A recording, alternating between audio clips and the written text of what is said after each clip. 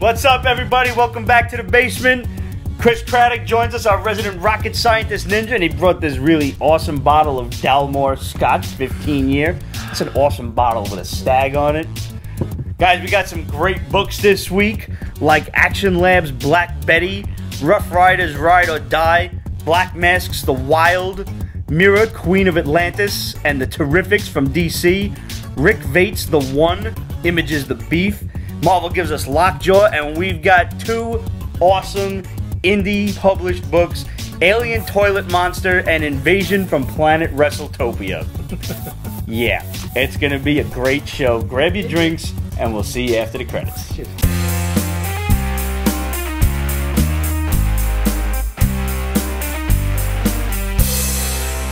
Alright, right off the bat, Avengers Infinity War just got moved up a week. Yes. Wait, what? Yep. Yeah. Avengers is no longer coming out in May. It is now slated for the weekend of April 27th. April's going to be a good month for April's going to be good. Are tickets on sale yet? Not that I know of. I don't know that. Yeah, I don't think so. I feel like I would have known. I would have heard. I am getting 2 sets of tickets for opening day. They also announced a few Untitled movies next year. I saw that. No. Yeah, they gave you the next, dates of the movies for 2019 and 20. Please, Dark Hook movie. Please, Dark Hook movie. Please. But we don't, we just have some dates and we don't know what the movies are yet. But did you see what Marvel posted, though? Marvel Studios itself and Marvel posted, yes, that's a fantastic idea, fantastic in all caps. And then Infinity War moved up a week. I got to do the appropriate finger movement. I think they're just teasing us. I do not think you're going to get any mention of the Fantastic Four in this movie.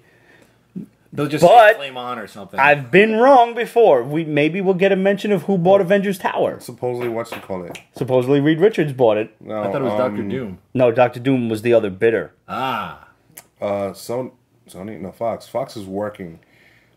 Fox is supposedly working on a Silver Surfer movie. Like, they say working on it, like a bunch of executives got fucking stoned one night and were like, yo, we should make a Silver Surfer movie, man. That'd be badass. No. They're just trying to get a better, like, sweetener. They're seeing, like, it's an 11th hour bid to see if they can get some extra money. Yeah. Supposedly they announced something at Emerald City Comic Con. Well, that's this weekend, so we'll see what happens. Well, the Shadow's there, so. I know, the Shadow's there. And, by the way, Shadow, if you're watching this or when you watch this, as usual, keep me posted on the prices there, and I'll let you know if I want you to buy me something. Ding, ding. Because, honestly, like, prices out there... Oh, no, I've seen his post from last year. I'm like... Yo, they're amazing. You kind of hate him. You kind of hate him. Just in a loving way. But if the flight out there was not $600 damn, like, everything I'm saving on comics, I'm spending to get out there and to stay there. Hey, my lips to God's ears, hopefully this time next year, rocket's going well, we'll just fly everybody out there. Fuck it. On the rocket? On the rocket? No. Ah. It wouldn't be safe. I would do one of those, like, low-orbit 45-minute flights to, like, that, it would have been 5 hours, but 45 minutes or something like that. I could do that. Yeah, we should do that. I'm with that. I'll give it a whirl. As long as it doesn't actually start whirling, because then I'm going to throw up. I don't like heights at all. I don't like heights, but I'm on a plane. What? It's like B.A. Baracus. Drug him. I ain't getting on no plane, Murdoch. I ain't getting on no plane. As soon as the tickets go on sale, which as far as I know they have not yet, because I think I would have known. They haven't. I'm getting 2 sets of tickets because I want to see it twice in a weekend. If anything, just to say I was part of what I suspect is going to be the biggest opening weekend ever. Of all time. Yeah, I really do. It's going to beat out Star Wars, the original. I think so. Yeah. A lot of people were thinking that the move of Infinity War was so as not to like get in the way of Deadpool, and like, oh, you think Marvel was afraid of Deadpool coming in and stealing their thunder? Yeah, actually I do. No, but not in the sense that they were afraid, in the sense that look at what Black Panther is doing. 3 weeks in a row, or it's going to be 3 weeks in a row, it has dominated the box office. Yeah. Sold ridiculously. Out. I mean, I couldn't get a ticket on Sunday fucking night. Yeah. So, like, Marvel obviously realized that, hey, we're only giving this movie 2 weeks and then Deadpool's coming out. We're stealing our own thunder.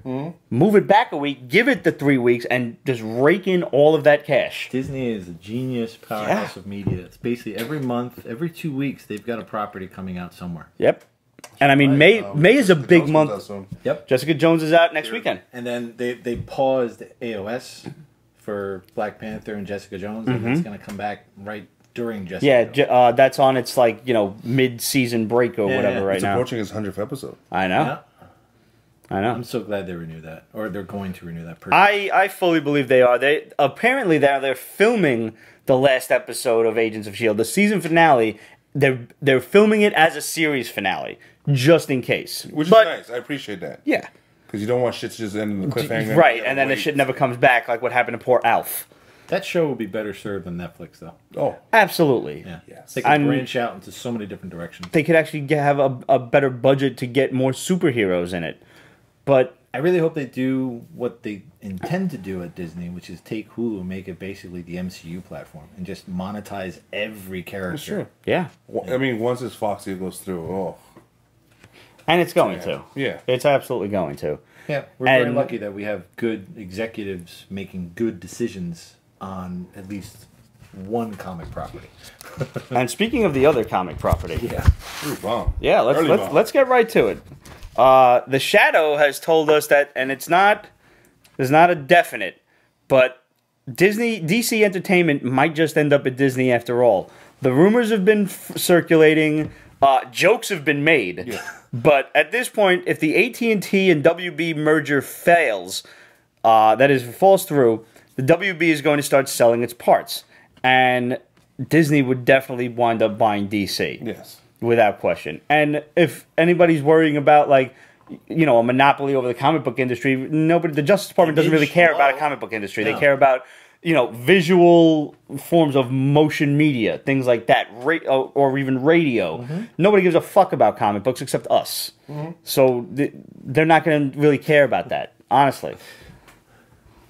It's so amazing how, the most widespread form of media, i.e. comics, all the different ways you think about it, like actual comic books, manga, the Sunday funnies, is the most hated out of all media properties. I mean, it was originally... It still has that stigma to it. Yeah. That it's not real art, it's just for kids, As much as the only people I see in the comic shop are big dummies like us, it still has that stigma attached to it. And that's not necessarily a bad thing unless you're trying to get a date, in which case, you like comics? Comics for kids. Or if you're trying to sell comics. Or comics for nerds. It's like, I'll take my fucking $200,000 worth of a collection and go elsewhere. Thanks. That can't be that. And that's on the low end. Yeah, I was gonna say. That's a bad day on the stock market if I try to sell everything. Yeah, it's if you had to dump, all at once. Yeah. Just take cash for whatever. Yeah. But, they said the same thing about Shakespeare and opera. What did they say? That it was shit and garbage. Oh, why are you going to see Shakespeare that? wasn't as appreciated in his time. Until he's dead? Now he's Oh, like a true artist. Nobody Not remembers. popular until he's dead. Yep. That nobody remembers any of the other highfalutin operas that were going on back then. Yeah. But they remember him, which was apparently garbage. And I'm not making a blanket statement that all comics are going to remember 400 years from now. No. But I've said it before on the show, and I'll say it again. Stan Lee is a Shakespeare of our age. Without question. Yeah. I will definitely agree with that. And a shot for Stan. Yeah. Good luck. He was hospitalized just yesterday with pneumonia. And that's dangerous at 95. Tough. So, Stan, we're all pulling for you, buddy. So, salute. Salute. And in the words of Jim Carrey, now don't you go dying on me. Anthony Gerardo, I'm Anthony Gerardo. Been watching you guys since 2010. Love the show. Woo! You guys rock. Smiley face. Thanks, dude. You rock too. We appreciate you spending every Thursday with us. And we weren't even going live then. We were just on YouTube. Yeah. When did we start going live? You remember? Not that long ago. When Periscope came out. What was that, like 2 years? 3 the most? Less than that, because I remember being on the show 2 years ago and you didn't do it. Really? It was a first. Somebody was on the first episode of Periscope. Was it the dude who was in what's his name? The one from Daredevil? Yes. Tommy Walker? Yes. That was the first episode of Periscope? On the first episode of Periscope. Oh wow, cool. Which reminds me, we got to get Black Panther's stunt double on. Yes, we do. Because he's a Brooklynite. Yeah. Nice. Awesome. Yeah. We also, I would love to get Frank Shamrock on here if we're going to work with him for the charity. He'd that do would it. That would be so dope. That'd be beyond he's Frank Shamrock is a stunning individual. You know, I love him for his martial arts, but I had a chance to train with him, and that was a lot of fun. But I think the thing that blew my mind the most was afterwards when he talked to us. He is a golden individual. He's all about reaching out to people who need his stuff the most and helping them. That's fantastic. Yeah, well, we could use all the help we can get. Guys, if you don't know, we've been doing this thing since the beginning of this year. A little movement called Basement Gives Back. You can search that hashtag on Instagram, Twitter, and everything. There's a few posts so far. And as we go, we're making these T-shirts, these special edition T-shirts for a whole month where Pete's Basement supports and whatever charity or organization, whatever, or cause underneath it. For the last month, we did Pete's Basement supports Heart Health. And me and Chris did a really awesome martial arts video up in the city, and that was really dope. And I hope everybody got a chance to watch that. And if you did watch it, go back and watch it again because we could use all the views we can get. He had a great spin kick. It was fun. Thank you. Don't sleep on the fat guy, man. I can still move. I just can't move for very long. Do you guys know that? Like I mean, I've been training for 24 years, and I can still do the split. I actually did it 25. I can't do a split. For Christmas, did he do it with the, I did it as Santa Claus. When Van Damme did the split between the two trucks, I did a split as Santa Claus between two toy trucks. And it was, my black belt tied the Santa suit. Oh my God, you should have, did you, because they were doing all this, Chuck Norris splits, on the planes and all that. I think I posted it around the same time. Okay, probably, yeah. All right. Oh yeah, no. As soon as I saw that, I'm like, I can do that. This needs to happen. Yeah, we should get Van Damme on the show. And you guys, I would love to, man. I'd love to spar with Frank if he's down for it. Just please tell him not to knock my block off. Oh, you would do it. Awesome.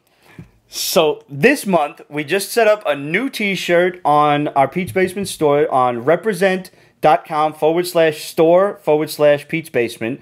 And a new one is a really dope orange shirt that says Pete's Basement supports MS research because March is MS month. And the MS is in royal blue, which I really liked. Yeah. You'll see the March MS shirt, and you will also see the regular Pete's Basement t-shirt, which is available in pretty much every color of the rainbow. Do you have it in electric green?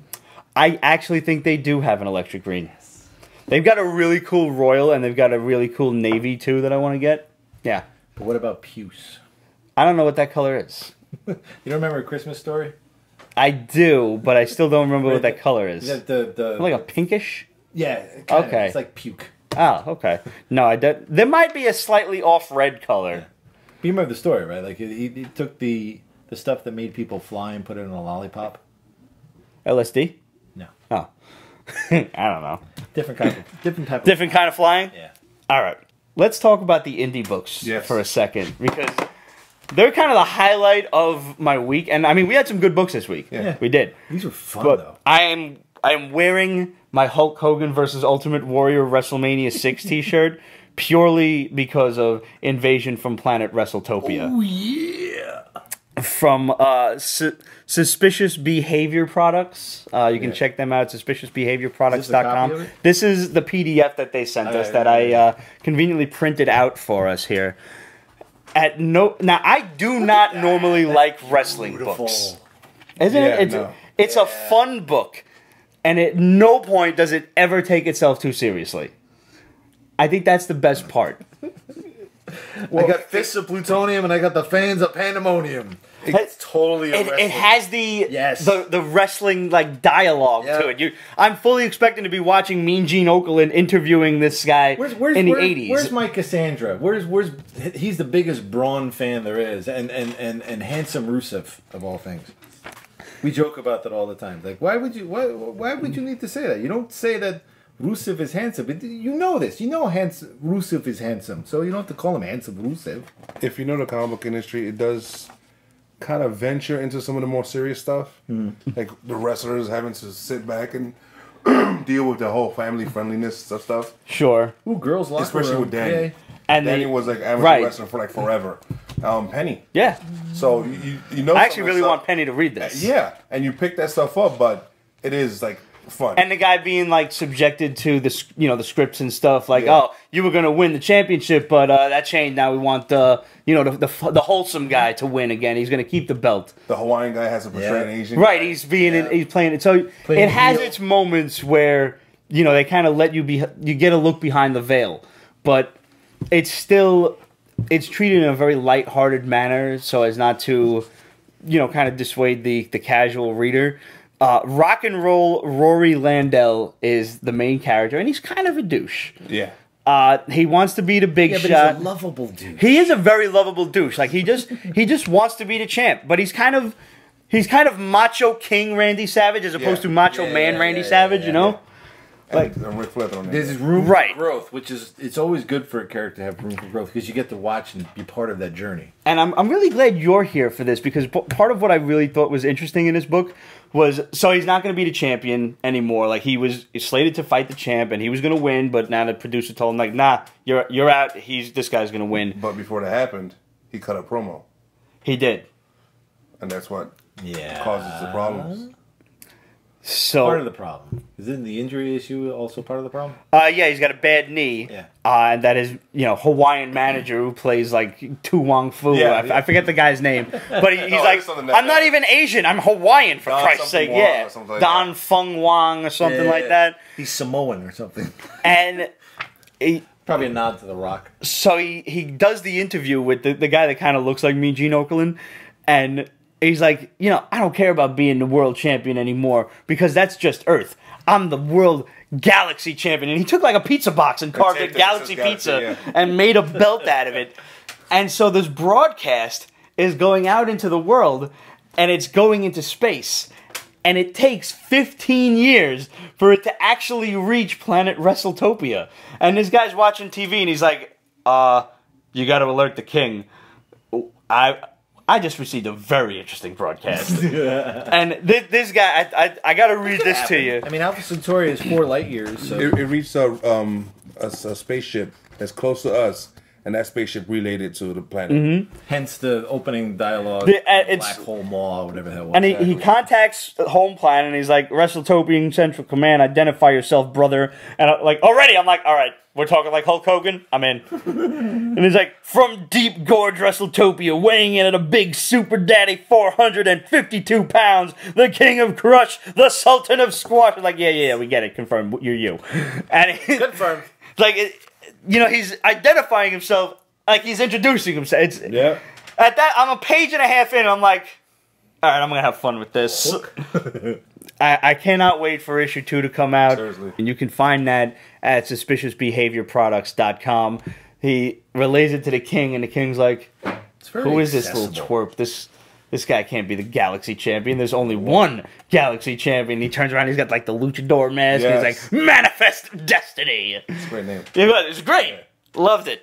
Loved every moment of it. I love the cells where you're just watching the wrestling. Oh my god, the midget fight. Yes. That was throwing. The bear fight was great, but the midget fight, like the drawn action of that fight, where he's just banking off the ropes and onto his neck and flipping over him and shit. And you have to understand, this is like the way wrestling was.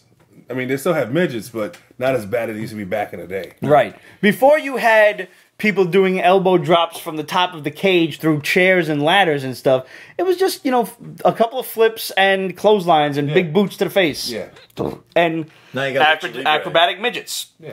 And speaking of though, did you watch the video that Lynn Morrow's son sent us on Instagram? Go on our Instagram messages and check out the video Ryan sent us. This is an amateur wrestling match. The guy's laying on a table, right? Like big dude, And this other guy who is like tall and skinny climbs up on the top turnbuckle, and he's looking at him. And he's looking around the crowd, it's like cheering and shit. And he's like in a bar, basically. They have a wrestling ring like set up in a bar. Of course. He gets down off the fucking ropes and leaves the ring, and everybody's like, "Boo! What are you doing?" And he goes through the bar, up the stairs, up on top of the second floor banister. That's a great takeaway. Looks true, and they're like some amateur dude is filming this, and he just runs up behind him. And he's like, "No way!" And this guy jumps what must be 30 feet through the table. Holy shit. Wow. It's unbelievable. I'm like, Amateur wrestling. He did. That's great performance art. Yeah, it was like once the crowd realized what he was doing, you got so behind it. You're like, oh my god. Yeah. This guy's gonna. The build up to that is, Yeah. you know. I honestly kind of wish that the guy filming it would have stayed where he was. Because now he's behind him, and I'm like, I can't see. You just film it from here. You got a better angle, homie. Yeah. Oh my god! I'll show you guys this video at the end of the, at the end of this. And if you guys want to go and check it out, let me just let you know what this is, so you guys can go and look at it. While he's doing that, shout out to Serge Centeno, who would love this comic because he is an amateur wrestler, and he works the cash register and is a manager at Midtown Comics. Oh, okay. Yeah, cool. Yeah, he's living his dream. All right, so go on Twitter and check out at The Real John G. That's JONG123, and that's where you'll find that video from. And he actually shared it from Dustin Smothers. That's at SMO Hawk HAWK. That's a great name, Dustin Smothers. Not really. Wrestlers have awesome names. They do. So the next book we got was Alien Toilet Monster, ATM. My Okay. nightmare. Written by Carol Zara and Eric Barnett, and drawn by Eric Barnett. I fully expected a comedy. I really did. I just got the Like ATM. Deep Rising or something. ATM, yeah. ATM. You know what ATM is, right? At the moment, No. Alternate automatic transferable Evil money something. Ass to mouth. What? Oh, Oh, I thought it just meant money. toilet monsters. Okay, that's probably where that comes from. But that could just be me because I'm dirty. Could you are a I'm filthy dirty old human man, being. yeah. You are. It is what it is. Either way, listening to the title, I expected. And in the cover. And the cover, there's a giant, like, man-eating toilet on the cover. And a sickly drawn man-eating toilet. Like, I'm kind of afraid of it. That's an awesome B movie. You know it. It feels like what was it? Killer Clowns from Space? Yes. Yeah. It needs to be something like that. Yeah. But at no point do alien toilets show up. At least not yet. Not yet. Not yet. In this, it's the future, and we've discovered the multiverse. Yes. And people travel back and forth to the multiverse. And you can do that. That's perfectly allowed. Except certain places. Except certain places, which there's like what they say, like 20 worlds or so that are kind of off limits. You don't really want to go there, but they have TV shows from there. They record the craziness. Yeah, and they have like these hollow shows. This they call is it a like mind fuck. totally, dude. Yes, it really is. They're watching these animals. It's like a nature show, but then they watch these animals mutate as they go through life, like, Yeah. and they're becoming like something out of a Lovecraftian nightmare.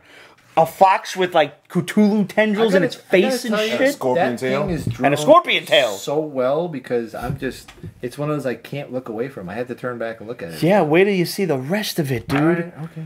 Oh man, and like the one part I really drew on that I really latched onto was this book took a while to get into. It is. There was a lot of exposition in the first, like, let's say 20 pages or so. Oh. Yeah, there you go. Oh. Yeah. Ah, So they're introducing a lot of can't look characters. back at that. They're introducing this. I love the ad. I love the ad for the soda that's I like needed a break. just midway through the book. But it's right after And it's the like big fake soda. It's fake soda. Which soda already is fake, but this is like fake soda. It's What is it? Triple the fructose means triple the fun. Yes. It's so bad for you. is. The best so carbonation of this generation. So there's that. They're introducing this overweight girl who's just like does nothing but watch TV Yes, and in VR. exists in Yeah. this virtual reality. and roaches. And yeah, I don't understand what the thing is about the roaches. There's like a reality show with giant roaches. I think But then the he quick just- change to the scantily clad person Who is being cast in the movie. Yeah, we'll probably get more on her later. It does. The scenes jump a lot. Yeah. So that's Well done. that's something that it makes you And now read we're it back. slower. Yeah. You're like, wait, what? Who? Did I miss a page? What's Yeah. happening? It's like, did you print this out right? You know? Yeah. And like I'm reading it on the computer, and I'm like, did I Damn. skip something? Yeah, back. Because like when like did I hit the arrow twice or something too hard?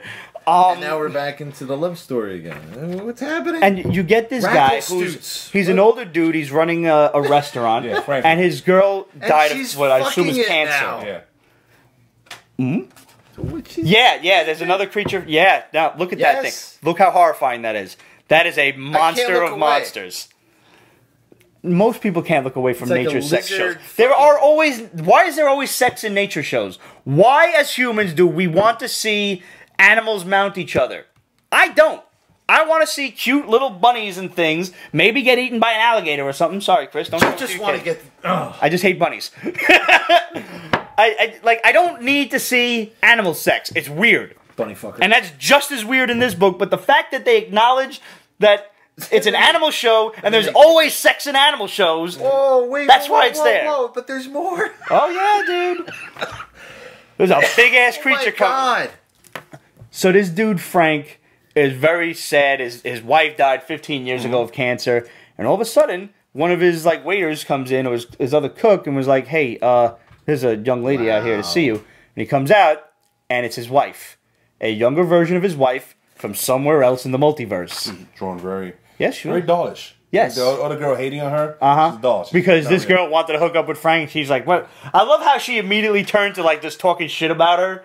Like, oh, look at this girl with her fake tits and her, stupid blonde hair and that skinny waist and things like that. Like, just immediately, and he comes out of nowhere. Other Frank, her husband, and he was like, look at this. All the time, I thought my wife was cheating on me. Dude. Little did I know, the guy she was seeing was me.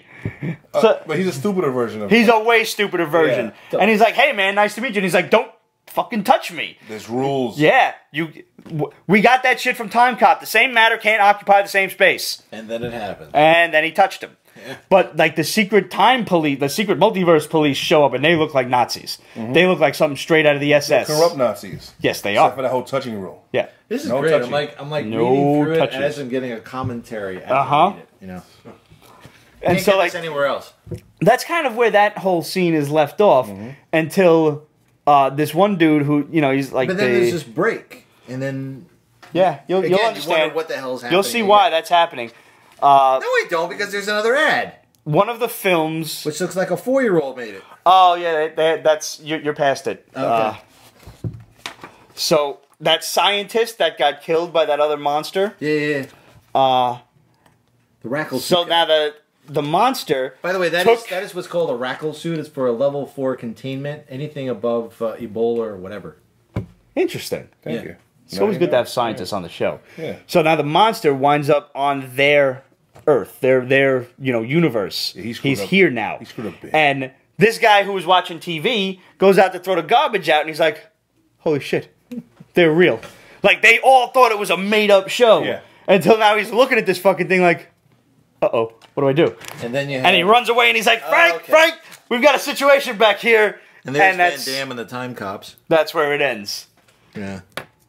No, it doesn't end there. Because you see the monster give birth. Yeah. And it's like, it goes into every possible area it can. Which makes the world is screwed. Which makes me think of Rick and Morty, when they accidentally let these worms out and they're trying to collect them all or kill them all, because if they don't, then the human race will be sterilized.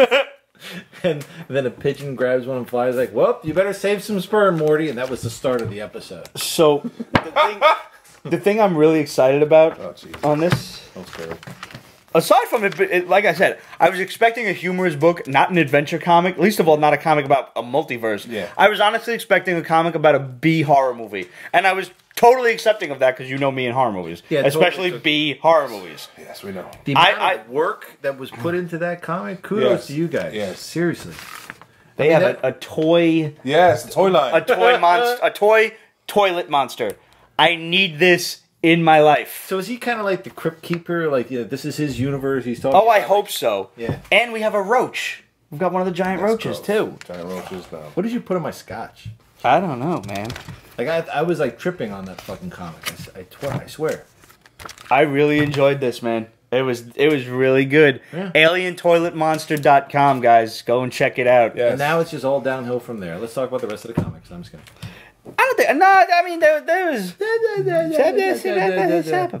You asked me, and you'll see. Sorry, what? Listen, I'm not that drunk yet, but we'll get there. You asked me if I read Rough Riders Ride or Die. I did not, because I didn't read the last series. But did you? It's the league. Was it good? It's the That league. good, huh? It is the league. It's the Justice League? Like No, like the League of Extraordinary Gentlemen. Yes. Oh. But it's been that way for the first 2 volumes. Yeah, I mean, But this is a continuation of the second volume, with the things that happened and whatnot. so not quite jump on friendly. No, but Yeah, you it should could be. pick up the other 2. It is, and it isn't. Yeah. Like it keeps on going. Shit happened. Uh-huh. They kind of touching it and move it on ahead. Crap's happening again. Some people are gathering forces. Houdini is trying to fight some spectral type of thing. Because Harry Houdini in real life was really anti mysticism and stuff Right. like that. He was just it's all tricks and cons. In this case, he discovers no, something's real. So he goes to Edison, Annie Oakley, Monk Eastman, Jack Johnson. Really? There's this many people in here. These are the same group as the last one. I didn't even read the second volume. I read the surprise first guest. And one. of course, President Roosevelt. President Roosevelt is surprise- Surprise guest at the end of it. In that time, in that era, around Roosevelt, who do you go to that knows about, monsters and ghosts and the paranormal? HP. No. Yes! That's all I'm like, this bastard didn't read it! Oh, no wonder you asked me. Yes! Shit. Major spoiler alert. H.P. Lovecraft. Yes. Oh man, I'm gonna Who's just a have to go read. teenager Yes. and a Really? fucking wuss. Yeah. He's, Oh yeah, like he's, that. he's a young, up-and-coming... He's a young writer. blondie Yeah. New England socialite. He yeah. has like rune stones on his front gate to prevent monsters and stuff from coming into his house. So he's obviously aware of stuff. Are these runes or like they really don't? Oh, identify yeah, I'm them? just being generic. Yeah, he has No, like no, warts Right. against being racist, but that's okay. yeah. Against Nordic people. No, I love Nordic. He's got Nordic friends, so you know. Yeah. Oh man, I can't wait to read this. That's awesome. Yes, and you're like, and it's going to be at least a regular volume, 6, 7, 8 issues maybe. Right. It It's felt like Dark Horse Presents mixed with a Hellboy, a good Hellboy, and like Lobster Johnson. All right. yeah, Yeah, that's very good. yeah. I never got into the Lobster Johnson series, and I know I should have. The I one shots don't- are fun, but like you Yes. you go past that. Dark Horse though does a lot of great stuff. I'm always a fan of the BPRD series. I mean, Nola can do no wrong. He really can. No. Did you check out the new one, Koche the Deathless? Koche, whatever I it picked is. it up. I haven't read it yet That's a good series. because I flipped through it. I'm like, the art's great, and the writing. He's Wit- doing Rasputin also. Is out. Rasputin's dope. Witchfinder's always great. That's that's What not him. I but love still. is the research because like you will see. I would like- love to crack his head open. Yeah. The shit he must know. I would love to do an interview with Oh him. my God. Just Because there was, I think it was Hellboy 1955. They had the guys in Brazil all talking in, I think, Latin or something. You can't talk Portuguese? Latin, sorry. Maybe, no, it was some dead language. oh, okay. And I looked it up. And And it was all accurate. yeah, That's sick. like it was the incantation. But I love how they didn't translate it. I had No, to look it it up is to what it is. translate it. Same thing with Lord Baltimore. That series. So speaking of monsters, Action Labs Black Betty from 2 weeks ago. Yeah, the 14th. Finally got a hold of this one, which was sold out. Loved it. She's like a lesbian Hellboy. Yeah. Yeah. Yeah. Yeah. And there's so much more to her you don't know yet. I love the fact that Yeah. like there was a Zero issue somewhere where she first appeared and they told you about it, and obviously I'm gonna have to go out and get that one. Of course. It was like some summer special that probably just flew by the wayside.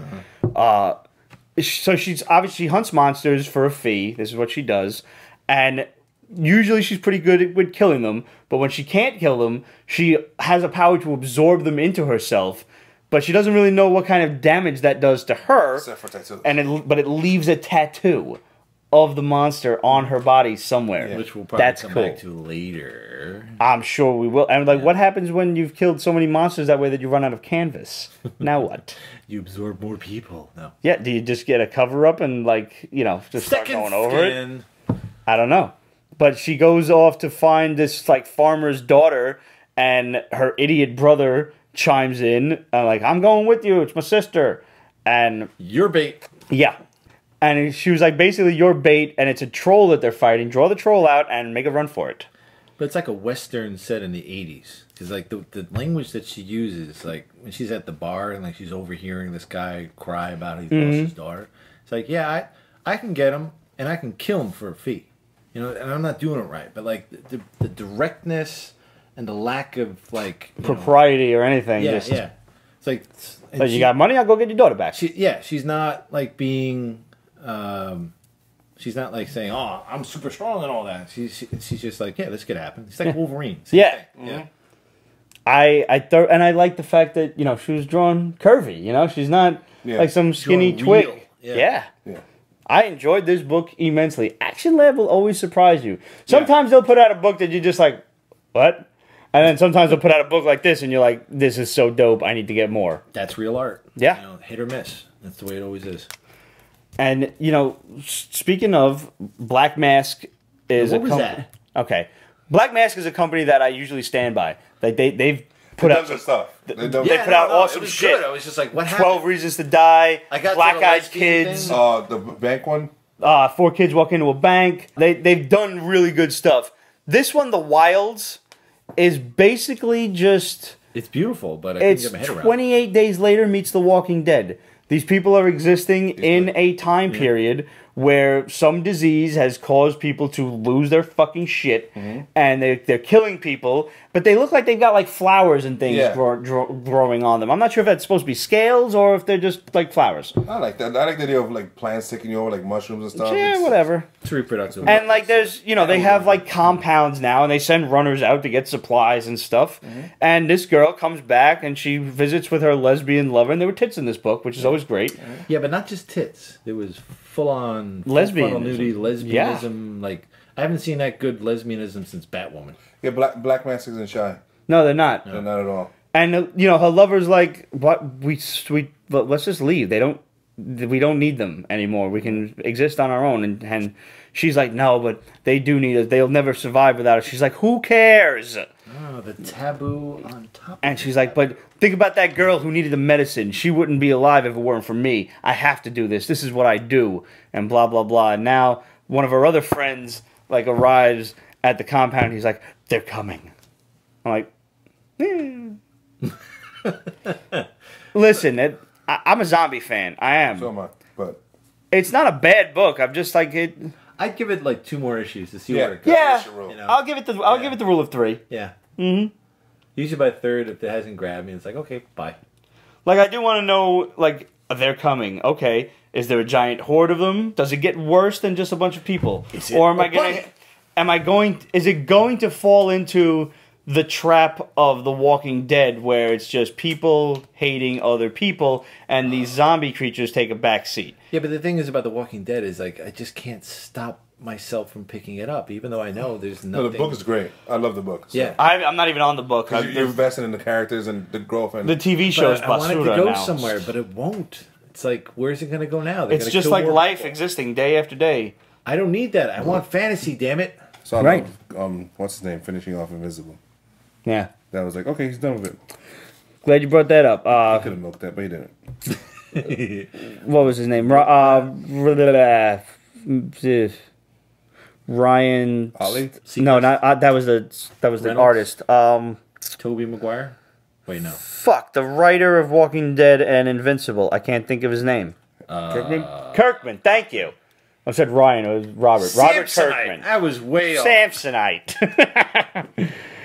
You've had 2 pairs of gloves this whole time? I'm gonna kill you, Lloyd. Harry!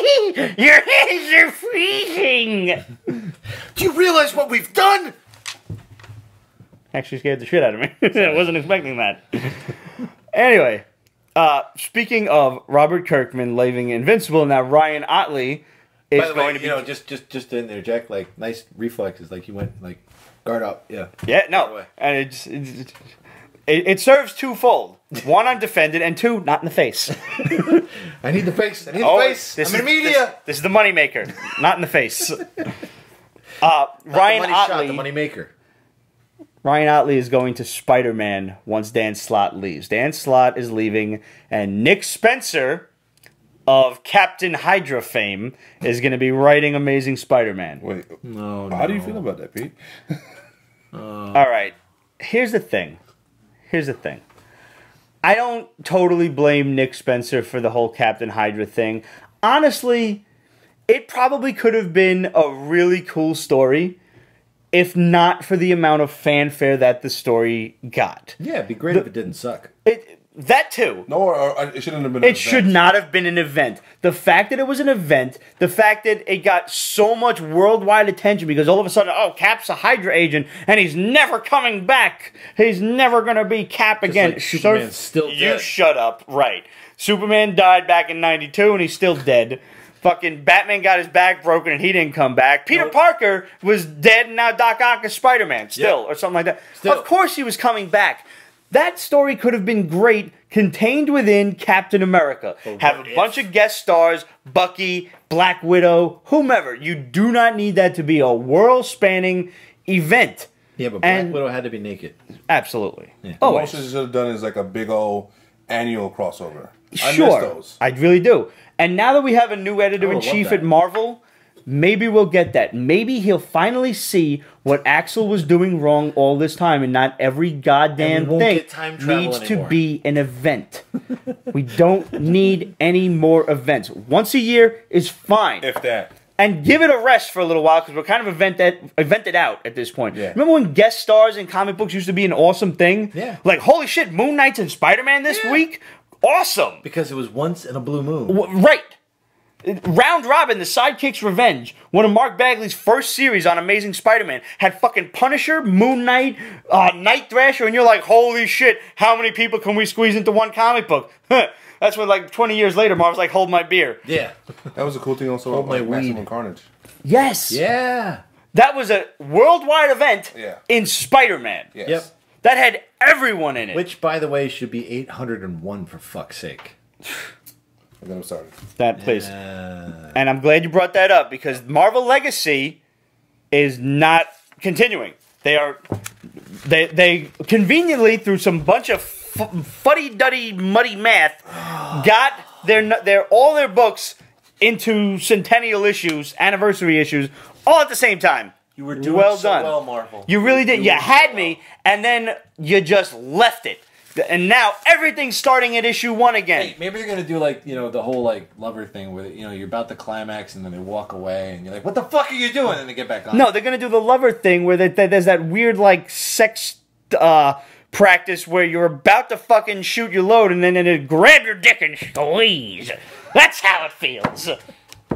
I certainly hope not, because I would not pay $3.99 a book for that. It's a great one. Fuck it. So Marvel is starting all their books at #1 again. Super Skates on Instagram. You're not going to draw new people in with that. You're not. Super Skates on Instagram had the best line. He's like, but Legacy was like 5 seconds ago. Literally, it was like a month ago. And now we're getting these notices that in summer we're getting #1s. What the fuck is going on? I barely figured out how to arrange my comic collection according to this new numbering system. And I was like, all right, I think I've got it. And now we're going to #1 again? See, but you see, they talk to a focus group that says this. So we're going with that now. Focus group does nothing. They either need to give that focus group more drugs or less, one of the two. Or They need to tone down also or immolate them. revealing the covers too soon. Because we saw the covers for... Spider-Man, Thor, and Captain America, and Hulk. Yes. And Avengers. Alex Ross is doing... Oh, I didn't see the Avengers one. Yeah, that's the one with She-Hulk on it. Is Hulk coming Doctor back? Strange. Oh, that's right. We did see that one. last week. Are we getting non-Chinese? Yeah, we are getting Bruce we're Banner, getting the weird. Immortal Hulk. Zombie Hulk. Apparently, the Hulk is going in a really creepy, like, horror-ish tone. The cover is him coming out of like some Tombstone stuff. But somebody else said it best, and I don't remember who it was. Really hoping that it doesn't end up being like a man thing kind of, cheesiness. Just tell the story of the Hulk. Yeah, I love it when they went back to 90s Hulk, where he was like, The I went Smart through a Hulk? shrink. No, not just Smart Hulk. All personality Hulk. Grey Hulk too. Yeah. I love that. That combo Hulk was some of the best. That was like Dale Keown and Peter David. I love him. That was such a great series. And Comic Book Geek 66 said they need to put out a list so fans can follow. I tried buying a Thor trade from the Aaron run and couldn't figure out which volume 1 to buy. I kid you not. I believe it. Like I have so many #1s that I don't know which is which. This is why people go digital. Yeah. And honestly, this is why people stop buying books. Because, like, I would rather throw that $4 or $5 an issue. First of all, how much are these number ones going to be? They're going to be $5, $6, $7? How many variants are they going to do? You're about to have the biggest film of all time come out, which features Spider-Man and most of your Marvel people. Yeah. Why are you fucking things up now? Just wait. If I can quote one of my other favorite movies, the quest teeters on the edge of a knife. Sway but a little, and it will fall. I never heard that. And my response is, Lord of the Rings. Can I have the knife, please? I want to, like, honestly, if it weren't for the fact that I had every single issue of Spider-Man, and I do, I would have stopped buying it a long time ago. You have Amazing Fantasy, right? Yeah. Wow. Yeah, I remember seeing I your Thor? Mm-hmm. My Thor. Your Thor. I can't even anymore. Like, I have no actual descriptive words. I feel like a teenage girl. I can't even. I got nothing. And well, nowadays young people say I'm done. But and you know what, bro? Truthfully, this is Marvel's last chance for me because I'm not going to deal with another set of number ones in another year. I refuse. Because it's like we said. Oh yeah, Aftershock, awesome. Black Mask, awesome. Action Lab, awesome. We got two indie books, awesome. Options. Yeah, it's not like I just have Marvel and DC anymore. Nope. You know, like I have other places that I can spend my money. I think they're a little resting on the laurels because they figure, wow, we've got all this media properties that will draw in the people to pick up our comic books. So we don't care about marketing our comic books. At this point, the only thing we can hope for is amidst all of those nonsense number ones, it was only one guy, Axel Alonso, at the heart of it. Now we've got a new editor-in-chief whose name escapes me, but maybe, just maybe, fingers crossed, because honestly, Marvel, this is your last chance, or I'm done. Make it right. The guy wants a fresh start. He's just taking over the industry, the company. Marvel Fresh Start. That's their initiative. Yeah. That's the new one. I'm going to give it a try, but I'm warning you, I am just about done because I have movies now. I will walk the fuck away. Here's the problem. Well, I don't expect it to be good. You saw the cover of Thor? Yeah. No. Still got the gold arm? He has a gold arm because he recently lost his arm. Okay. Right. They're still running. What's up with the hammer? The hammer. There's like 20 different hammers in there. Mace / ball and chain, and he's swirling it. So I'm like. But now, somebody actually said. That means it's not jump on friendly. That's true. It's picking up everything that's happened in the last 3-4 years. Well, you have to be reading the legacy books because apparently the legacy books are only to reestablish the core characters. Not Mighty Thor. Somebody told me that. Well, Mighty Thor is still dealing with the fact that Jane Foster is so dying. Is she dead yet? We've discussed it before on the show. Nobody dies in Marvel. Marvel should never cure cancer. Right? No, they can't. No, they shouldn't. But when you have a character who keeps on ignoring her cancer to keep on being a hero, but yet they offer her magical means to help her with her cancer, she denies it. I find that weird. It's almost like. No, I want to suffer. It's the hero. She's willing. The hero falling on the grenade sort of thing. But she knows this is a huge need for her. Like all the realms are in the middle of a massive war now, and on top of that, a god killer has come to Asgard. Gore? No, Mangog. Oh. He's beating the crap out of everybody. Mangog, the big orange dude? The god killer, god killer. He beat the crap out of Odin. He beat the crap out of Thor. The big orange idiot from the Savage Land? No. He beat the crap out of War Thor. He killed Heimdall. Really? So obviously she's needed in multiple places. But it's one of those things where they told her, you transform one more time and you're going to die. Last issue, she transforms. Okay. So there we go. I'm going to die. Somebody on Instagram said that part of the original Norse mythology was that Thor's hammer could change into whatever it needed to be. Almost, I guess, like She-Ra's sword to shield, this and that. But it could grow to, like, like a fucking giant hammer or something. So there's a possibility that maybe they're drawing on that kind of mythology for this. Or it's a possibility that maybe Thor's hammer gets a fresh start and Mjolnir goes to the smithy. Who knows? That'd be fine because in the current run, Mjolnir has quite a personality. It goes to Hephaestus. It's sentient? It is sentient. It communicates with Lady Thor. I don't like that. And he's a little jealous over that because never did that with him. Yeah, obviously. And yeah, it's You know, I never picked up Thor until I think it was the Mighty Thor, the reboot that they did, where he went up against the God Killer. Gore, yes. Yeah. No, that was good. That was That was a good series. was And I interesting, still liked that. I mean, it took them long enough to get around to it, but I like that they brought that full circle with, what you call it, the reason he was unworthy of Mjolnir. Mm-hmm. You saw that, right? I don't know the reason why. Well, you read the God Killer series, right? Yes. And that Gore was just like, no one needs you anymore. Like, use your old hat. You know, you're obsolete. And what Nick Fury whispered in Thor's ear that made him drop the hammer was, Gore was right. And it kind of goes back to, even if Gore was not right, Thor is now convinced he's right. And therefore, as far as he's concerned, he's unworthy. Yeah, perception is reality. he has a performance problem. Yes, he does. He could use a little Uru Viagra. I like that. Thank you. I was kind of surprised this kind of came on. Really watch Blade Runner and Blade Runner 2049 and you read To Android's Dream of Electric Sheep, you will realize there's no way to really know that we are here. And that what we are seeing, feeling, tasting, smelling is real. If your mind lies to you, it's the truth. Yeah. So the whole idea of perception as reality is completely true. If you think something is, then it is. Chloe Bennett's mine. Chloe Bennett's mine. Well done, sir. All right. Speaking of Marvel, what was Lockjaw? Nothing. This is your list. That's why I read it. But I mean, it's a cute little dog book. This is something Penny should cover. She loves the animals of Marvel. It's Lockjaw. He has, I guess, kins and something like that, so he's visiting them. Oh, and D-Man shows up. This is kind of like Of course he Monsters does. of Yes, Marvel. I didn't know D-Man was gay. I didn't know that either. Oh, he's quite gay. Uh-huh.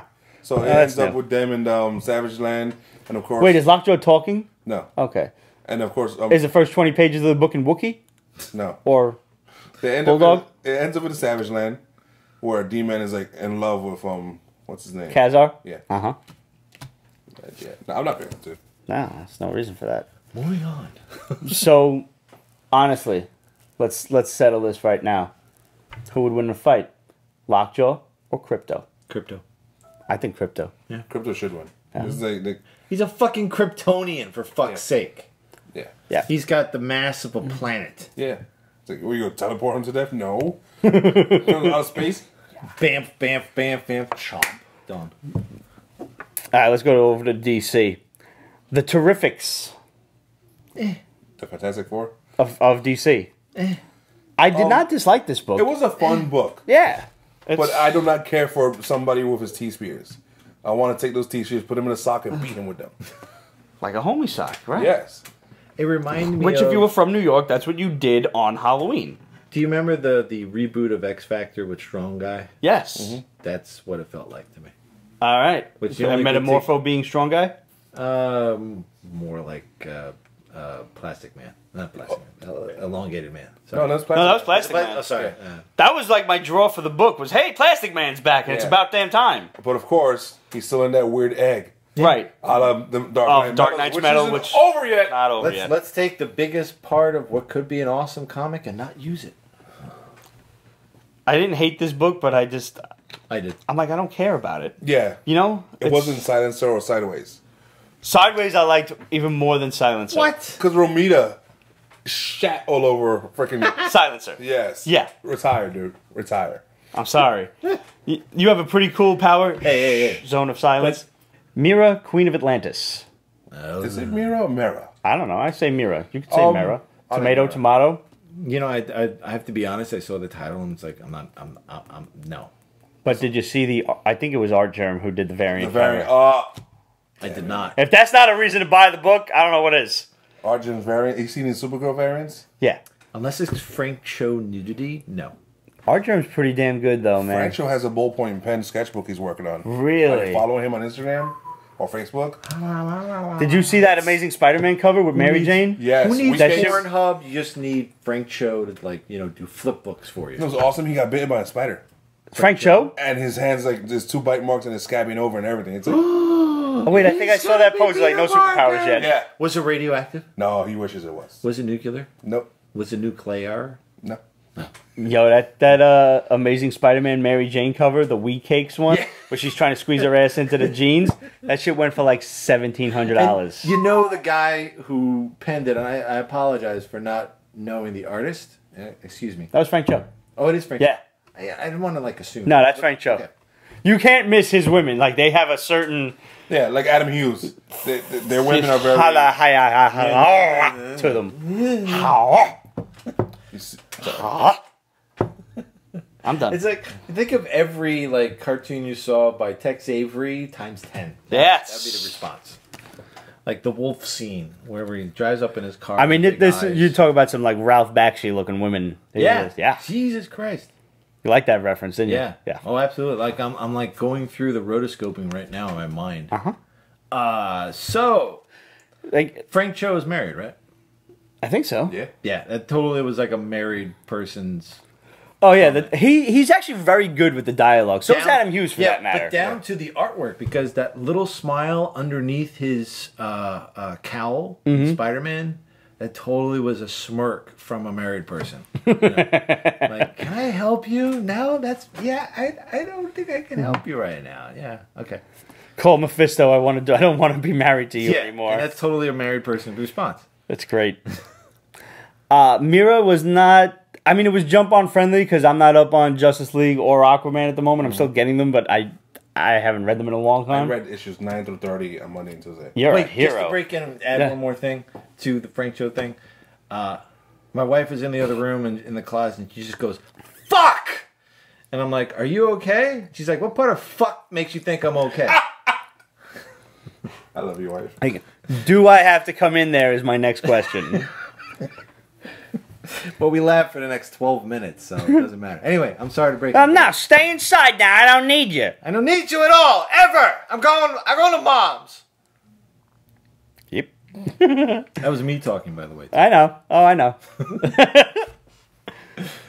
So, Mera had a lot of stuff being referenced that happened in Aquaman. She apparently got hurt by this new king of Atlantis, who was a bad guy. Yes. He hit her with some magical power that she can't breathe underwater anymore. Played by Dolph Lundgren. She used a broken amulet to walk through a magical force field covering Atlantis, but it was broken. I hate when I walk through magical force fields with broken amulets. I do it every time I get into the shower. Aquaman was king. Aquaman was too progressive, so people didn't like it. They named this guy a king. He turned out to be a douche. So Aquaman is leading a revolt against him, but he's like, after this revolt, I'm still not going to be a king. And then they made Mera the queen, but she has to be on land to heal. Right, so she's a lot queen in going exile. on. It's a good all-around story, but it's a lot. Right. And what's up with Orm? First of all, still, that name, Orm. But moving on. Orm hasn't been seen since Sounds like something you say when like they grab before your nuts. issue 9. Yeah, like when there was the initial fight in the New 52 when he tried to destroy the U.S. Embassy, the Atlantean Embassy on U.S. soil. Which is why that secretary was like, not the secretary, but the Secretary of the Interior, or whoever she was, the Secretary of Defense, was like, well, there is no Atlantean Embassy anymore. General and I was like, oh, okay. No, some woman. Oh. She was having a meeting with Mera.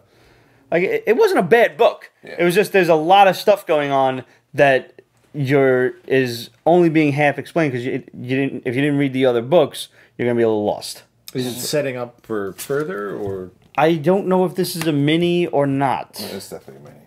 Yeah. I hope so. Yeah, no, it is. I don't know how much, but probably 6 issue max.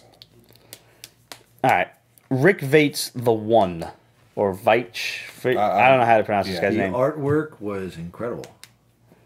This is apparently a reprint. What? I did not know this. Yeah, it predates Watchmen by 1 year.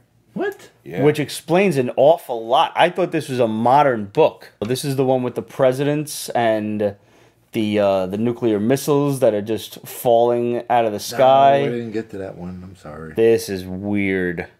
It was weird. There's a lot of exposition. It's talky as fuck. Epic Comics 1985 through 86. All right, there we go. This kind of sounds like it seems stuff because of North Korea now. Russia. That's why I thought it was a modern book, and I thought it's so relevant to what's going on now with like the media being in control of your perception of the government and everything. Yeah, because that it's changed. so fucking. It's a mind fuck. It's sad. And something from 30 years ago is still relevant today. Dude, you don't know how much you blew my mind when you just told me it's a fucking reprint. Yeah.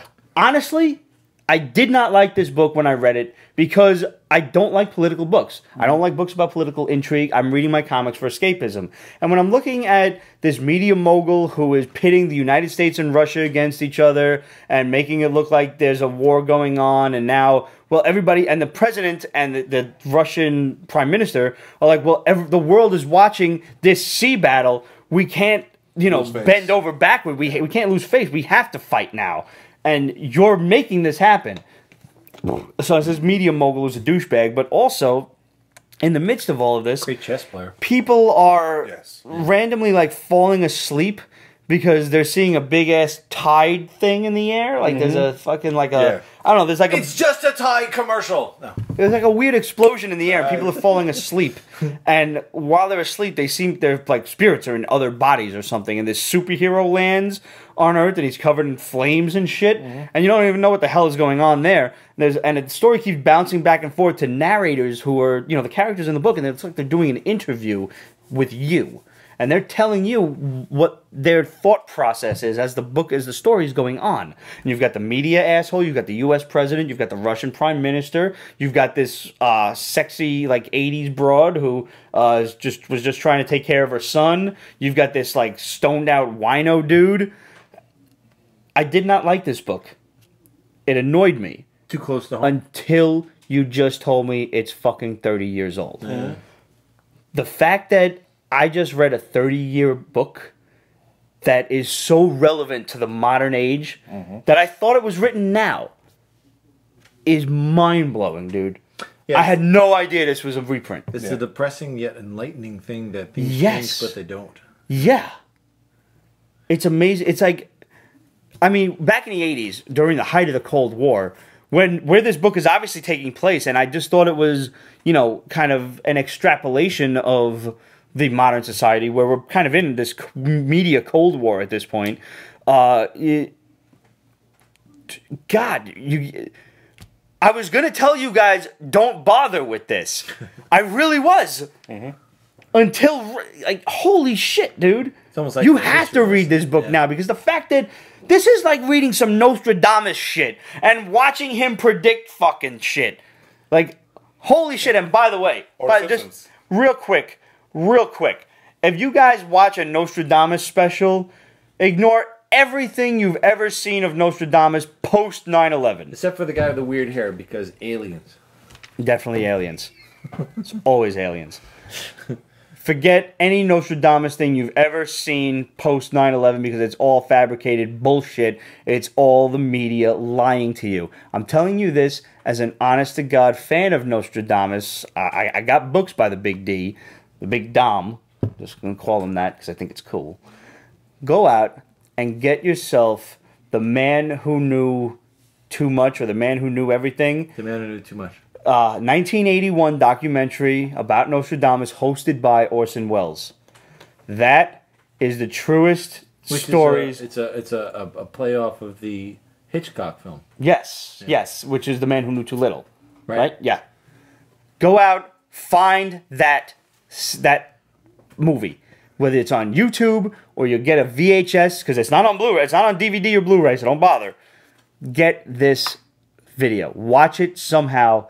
That is the best depiction of Nostradamus' predictions you will find, because honestly, Nostradamus didn't say two blessed words about 9/11. Nothing. There was something about the fire in the sky along the 44th parallel, and that was it. You know who did? There is nothing about eagles and this and that and twin brothers. Bullshit. You know who did say about it? Heinlein. Really? Yeah. In his unpublished book, which they published recently, For Us the Living. He talked about how the Twin Towers were blown up by terrorists. Very interesting. And this is back in the 40s. Too Little is a spy comedy starring Bill Murray. That's not the right one. That's no. It's The Man Who Knew Too Much is the actual one. The Man Who Knew Too Much. University. Yeah. I was like, I know that's not right. The Man Who Knew Too Much is the Nostradamus one. I thought The Man Who Knew Too Little was the Hitchcock shit. The Man Who Knew Too Little is Bill Murray. Oh. But staying on this track, another book to read. And some of Comic it's or bookie book?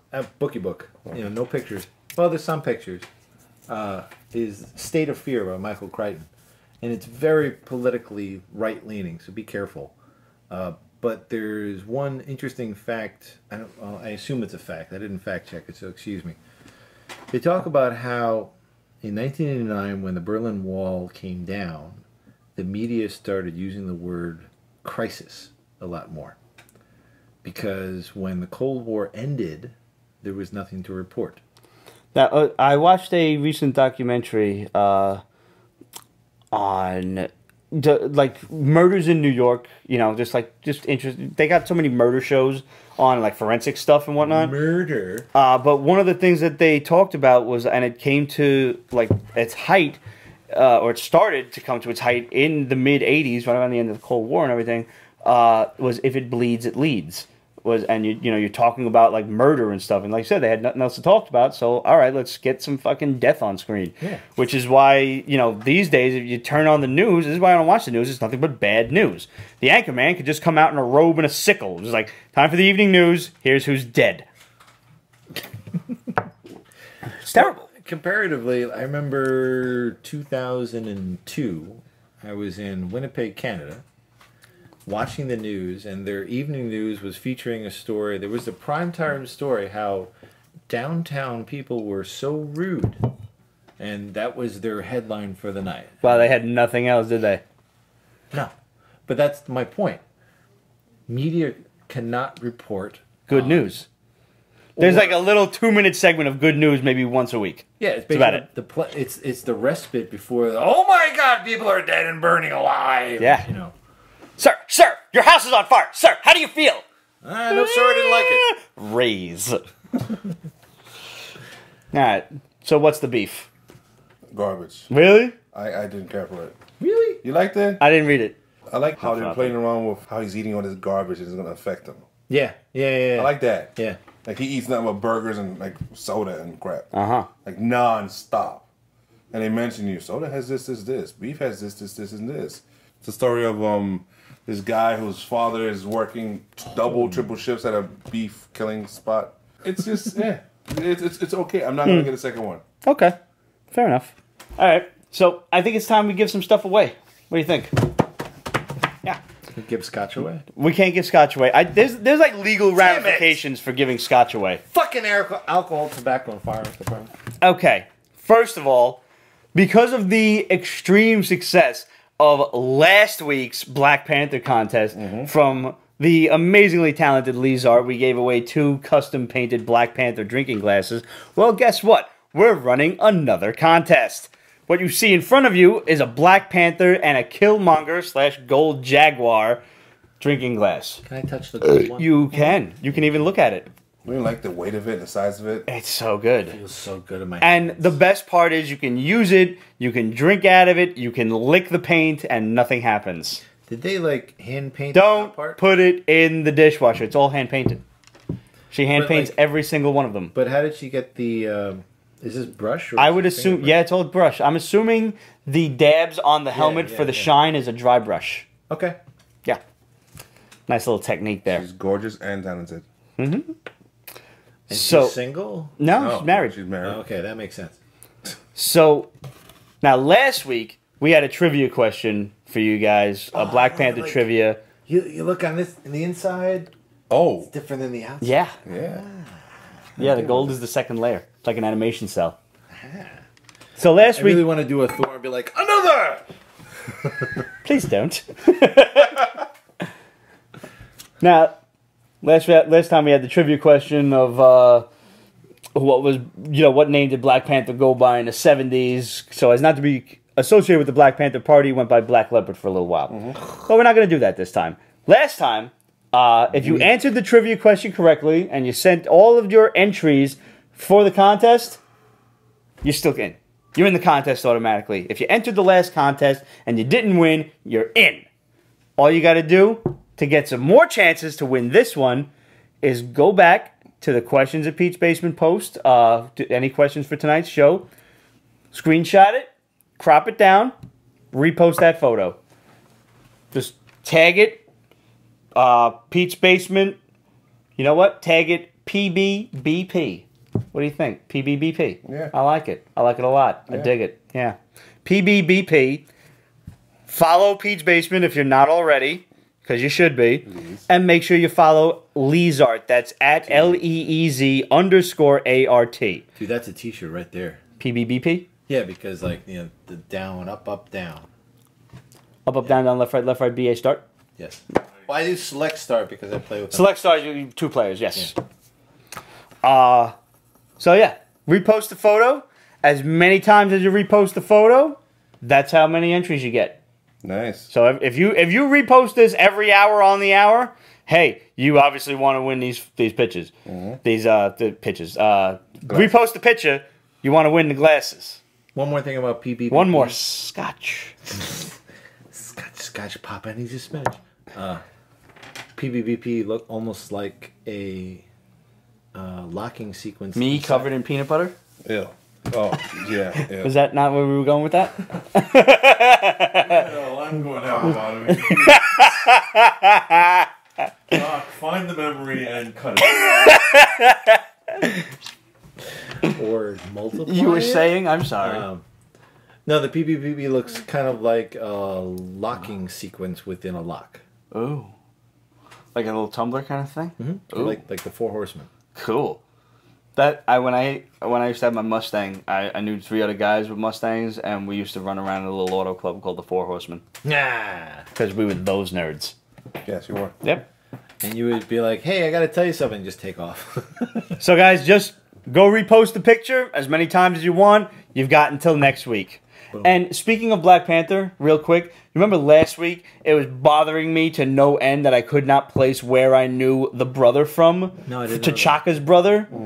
His name is Sterling Brown, and he played Gordon on Supernatural. That's why I know him. He was a hunter who was turned into a vampire. It all goes back to Supernatural. It really does. It's 13 seasons worth, man. It comes back. All right. So last week I had the names for this, but I hadn't actually cut them out and put them in a hat yet to draw out. But we are giving away this book that Ramon is reading now. Just show the camera, folks. There we go.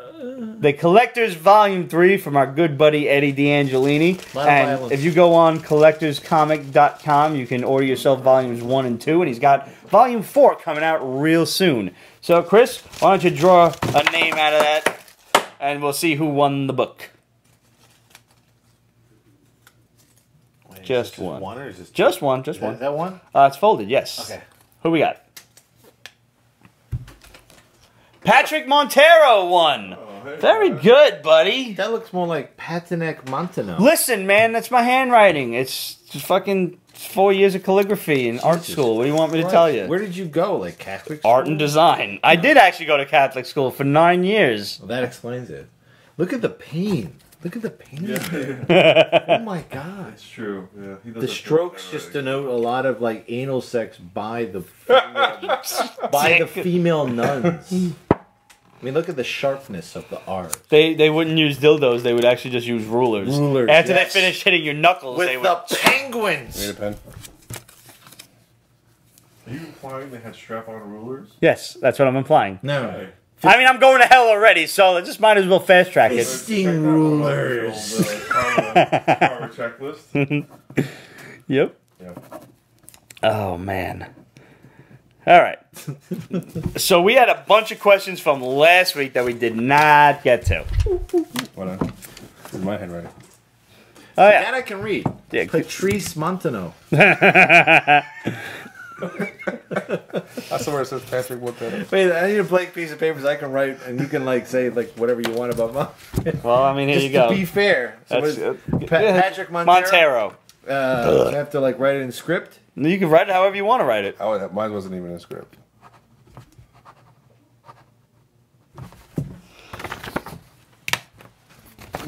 Patride. Yeah.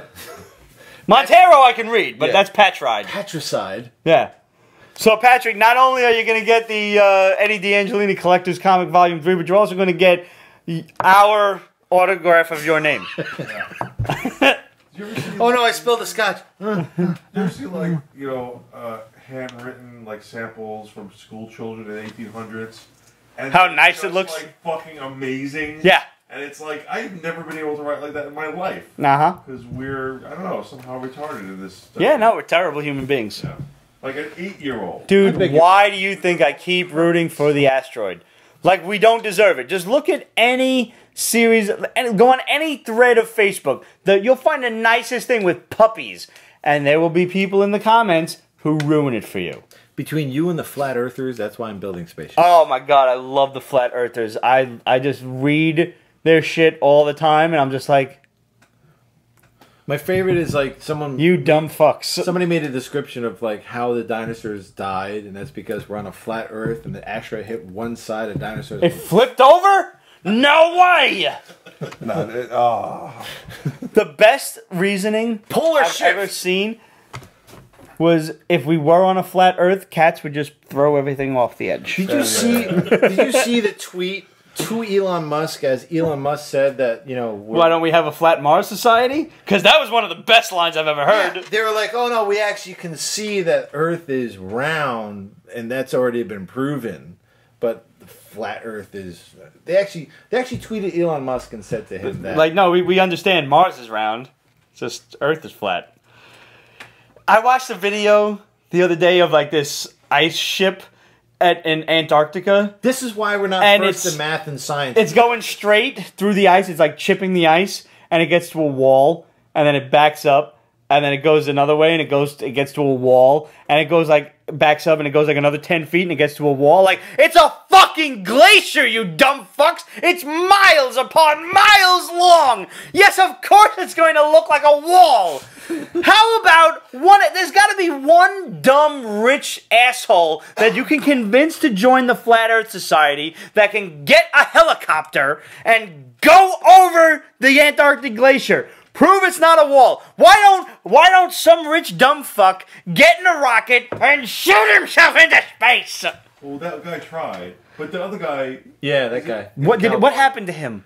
Did he blow himself up? No, he had an issue with A, his fuel, and B, I think the sheriff's department or something said. Oh, well, ignore the sheriff's department. Don't be a fucking Mary about it. Well, no, he was gonna like launch over like Parkland or something like that. Well, no, you got to go over the ocean just in case you die. I think, is it Charles Barkley who's slightly flat earther? No, Kyrie Irving.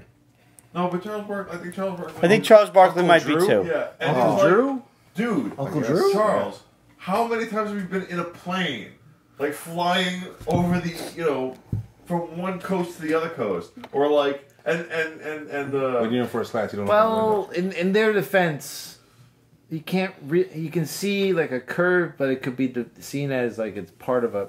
You don't really see see. the curve, but the edge. You don't really see it until you get to. Go to the beach. You really Look out towards. Lay down. Oh, I know that. Lay one. down. Lay down. Do Yeah. you see Europe?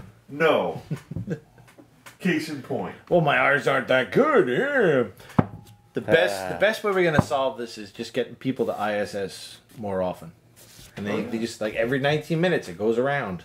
Me. What we got to do is we got to get some of these idiots up into space. You're right. Yeah. And then leave them there. Yeah. Just like, all right, see you later. Like, we proved it to you. This was never part of the contract. See you Can't later. come back, you dumbasses. Deuces. I want to create space farms, like large tubes in space that are like a few miles long. I need farmers. There you go. All right, so we've got a stink bomb from the shadow. Joss Whedon was involved in a huge shouting match with Warner Brass over Batgirl. Now we know he left Batgirl a couple weeks ago. He didn't have a story. He didn't have a story. Yeah, the guy that wrote of like Avengers, Buffy, all of these things. He can pull a story out of his ass. Yeah, really. They were refusing to give him the Whedonverse. Yes. They were refusing to give him creative freedom and rejected his screenplay without making serious changes. Whedon is gone from the DCFU and Michael Bay is coming in. Wait, the DC... FU. And Michael Bay is coming in, the biggest joke ever dropped on fans. Another one, Joss Whedon is being given one of the X-Men films to write and direct for the MCU. According to insiders, Whedon is leaning towards AVX, which is being split into 2 films because it's so massive. Ryan Coogler wants the second chapter, as the Russo brothers are in line for the Captain America Wolverine World War II epic. We've actually told them, we've mentioned the Captain America Wolverine thing before. We're not sure if it's officially official, but that's one of the directions that Kevin Feige has outlined for Phase 4. Really want a Tarantino MCU flick. I could let Tarantino do like Moon Knight or something. Oh, that'd be awesome. Would totally work. You need one of those mindfuck characters. I'm just saying Nick Fury. Honestly, yeah.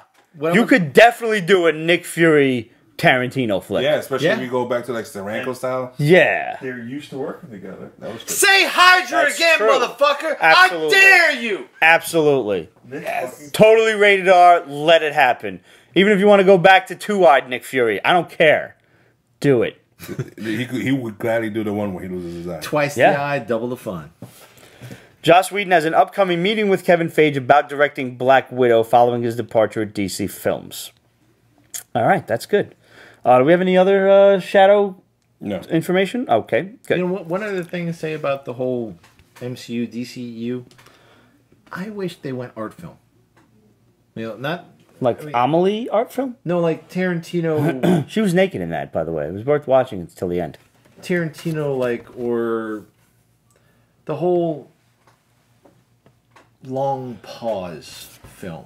You know what I'm talking about? No. Where instead of changing different shots, they just stay on the one character for like a good minute and a half before they switch over. Where, you know, the slow film. You obviously overestimate my movie-going experience, sir. Yeah. I mean, I'm watching things like Thanksgiving. Night Cake. Like Seven. Pumpkinhead 7. Yeah. Yeah, things like that. Jason Takes Manhattan is a treasure of a film. Who would you do that with? Characters-wise. Character-wise? Yes. I'd have to ground it down. It'd be like a total, like... And I say Pulp Fiction, but in like the Raymond Chandler hard-boiled fiction. Like Born to Kill fiction. If you guys know those sort of films. Like the 40s fiction. I'm thinking the Question? Oh my fucking God. Yeah. That's a... Wow. Where'd you pull that one out of? He started mentioning it, I just thought of the guy in the trench. Yeah. Yeah. But like... Question's always been one of my favorite characters. Or, not for nothing, the Phantom Stranger. Yeah. If you want to get a little mystical. No. The Spectre. Spectre's great. Yeah. Yes. Yeah. If they did something like that, where they made it an art film, where it was like, okay, you know, we don't care about whatever we're gonna make off it. It's like a whatever budget, and it's gonna be. Oh, so then it has to be more. Has a Phantom Stranger ever teamed up with the Spectre? They've dealt with each other. Yeah, I know. I don't think they get along. I don't think they do either. But get like Nicholas Winding Refn to do it. You know, the guy who did Drive, the guy who did the unwatchable fucking Only God Forgives. Get him to do it. Yeah, if you want to Drive. Yeah. That is Ryan Gosling's my favorite. Number 1 and number 2 are close between Drive and Blade Runner 2049. You could do this with Winter Soldier if you do a previous history of him. Yeah. Like not now. No. Like not you do a White Winter Wolf. Soldier No. story. But do it in the 60s. Like an Yeah. assassination Yeah. Winter Doing Soldier. the whole JFK. Cold War and Yeah. stuff. Yes. Where you're Do the in his JFK head. assassination. Yeah. Yeah. That could work. And then have Wolverine show up. It's randomly. Yeah. But like, don't make a big deal about it. Nah, call him James. Yeah. James. Yeah. Lieutenant Howlett or something. Yeah. Agent Howlett, shut the fuck up. Get in here. Yeah. Something like that. So we got some comments. Dijon Venny, I hope I'm saying that name right. Wait. I'm sorry. Like the way they're doing Legion. I dropped I've Legion. never watched that show. No. I know I have to watch one it. episode. Legion is like fucking... And I love Aubrey Plaza, that's the name. Oh. She's cute. It's a 60s mind trip married with fucking... who's the guy that did like different shots of Campbell's soup? Oh, yeah, Warhol. It's an Andy Warhol love fuck. It really is. Married with schizophrenia and textbook schizophrenia. Okay. I'll think about it. I have yet to watch it at all, so I will eventually get to it. Sorry, I ran over you. That's Sorry. okay. You're fine. It's a talk show. That's what we do. Dijon Venny said from 2 weeks ago, "Damn, that ghost is running things in the basement, telling people when to leave and moving cameras and shit. Love the show." Thank you, sir. Yeah, that was actually Steve that banged into the camera that last time. Flavor Chaser said, Peter, I didn't hear if the Wolfman has nards in this episode. What was that name? Flavor Chaser. Flavor? Flavor. Thank you. Yes, in fact, the Wolfman does have nards. The Wolfman has nards, and you should kick him in them at any given point. If ever you encounter a Wolfman, I don't care if he's just getting a hot dog or something, kick him in the nards. I should rent that like every week. It's such a good movie. Didn't that happen in a Wolf Cop? It was in Monster Squad. Well, that I know, but did it happen in Wolf Cop too? I don't know. Wait, there was a few Wolf Cops. I've never seen them all. There was the new one recent. What? Wolf Cop is good. I'm surprised you haven't seen them all. I mean, like I said, I'm behind. I have a list. It's kind of up there with You heard your about type of the music. next Sharknado is going to include time travel or something? What? I know there's Sharknado 5. They're making 6? Yeah. That's great. I haven't seen 5 yet. Okay, go on. I'm so thrilled. I love it. Ian Ziering has made his like fucking living fighting sharks. It's Good ridiculous. for him. Man. Yes, I Yeah, agree. seriously. You know, the only one that survived 90210. Yeah. Hey. Daniel Scott said, going back to the Foxville special that we filmed several weeks ago, which if you haven't seen, back when the original Fox and Disney deal first went through, go back and check that out. Daniel Scott said Scott Eastwood as Wolverine. By the way, I don't know the guy. I know he's Clint Eastwood's I son. would love Hardy, but he's busy. He's Venom now, so we're out of that. So we gotta go third stringer now. just so you guys know, these guys trumped CNBC by a fucking week on the merger. A month, actually. Oh, excuse me, a month. Yeah. And now they're talking about another acquisition Disney might make, a public company that you could trade. And this is for fucking free over Twitter and YouTube and everything. They're not charging you for this. We beat them by...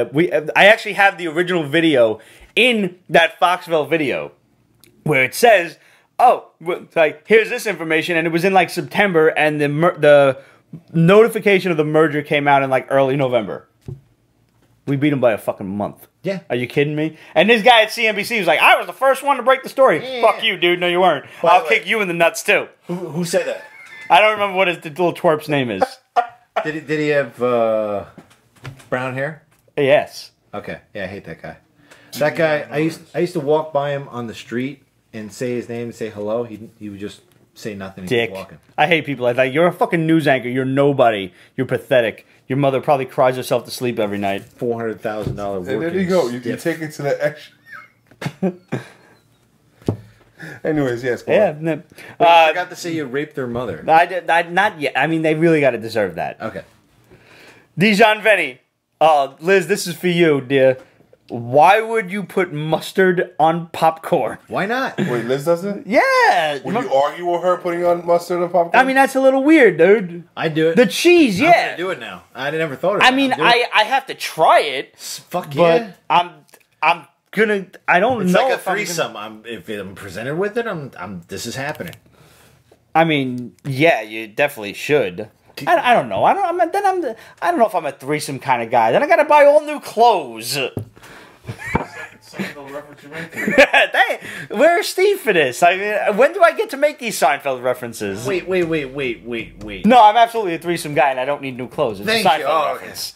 Well, as long as it's... I actually slept through a threesome. I was worried about you. I swear to God, I slept through a threesome. I was getting texted for. I was like, "Hey, come and join us in the bedroom." I was fucking dead ass drunk.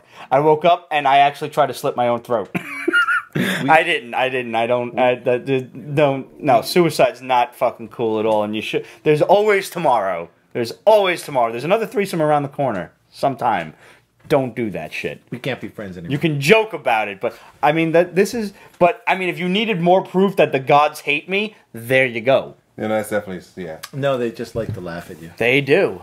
I'm They sure they were do. extremely hot chicks. See, Oh, you man, they gotta really get on were. the- Dude, this guy knows more hot women than I fucking... And then he's right. Age art. What was your first He-Man figure from the 80s? It was He-Man with Great transition. oh my God, Battle Cat. You had the combo package? Mm-hmm. Okay. Manny faces. Battle I Cat. lost Battle Cat's armor. Really? I was pissed. Oh Yeah. my! I was a little upset That's as always a the kid first that thing to go. Cringer looked so mean because he would never look mean. Yeah, but when he put the armor on... Ooh. Battle Cat was my very first figure that I opened at a Christmas party, and then like the following day I got all of my other He-Man figures, but Battle Cat was my first one. So you're playing with it all night. I was playing with that shit Yeah. all Yeah, night. I gotta tell you guys, and I know you had the same experience because you talk about it a lot, but I had really good parents. 'Cause, Yes. Like, you know, they did everything they could to get me the toys I that wanted for Yeah. nothing. Yeah. No, I would just, you know, if I was polite and I was cool about it and I followed the rules, I got it. And that was, yeah. Yeah. I hope. I even had He-Man wrapping paper, for God's sakes. There's photos of it in that closet behind Roger. I had Grayskull. I had I think Snake I still have Mountain? Yeah, Snake Mountain.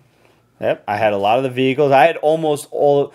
The vehicles were not always as important to me as the figures. Like, I needed the characters more so than I needed any of the figures. You know what the great thing is?